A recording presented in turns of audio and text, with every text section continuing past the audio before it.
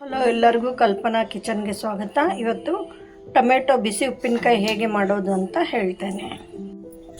ಒಗ್ಗರಣೆ ಇಟ್ಟಿದ್ದೇನೆ. ಸಾಸಿವೆ ಸಿಡಿದ ಮೇಲೆ ಇಂಗು, ಜೀರಿಗೆ, ಅರಿಶಿಣ ಪುಡಿ,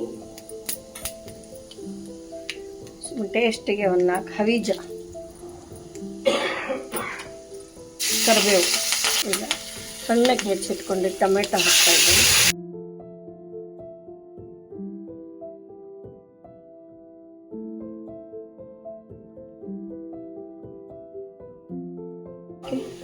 ಉಪ್ಪು, ರುಚಿಗೆ ತಕ್ಕಷ್ಟು ಉಪ್ಪು. ಟೊಮೆಟೊ ಚೆನ್ನಾಗಿ ತಾಳಿದೆ.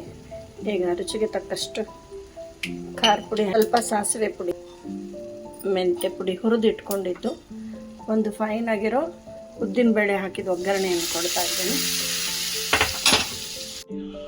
ರುಚಿಯಾದ ಟೇಸ್ಟಿಯಾದ ಟೊಮೆಟೊ ಬಿಸಿ ಉಪ್ಪಿನಕಾಯಿ ರೆಡಿಯಾಗಿದೆ.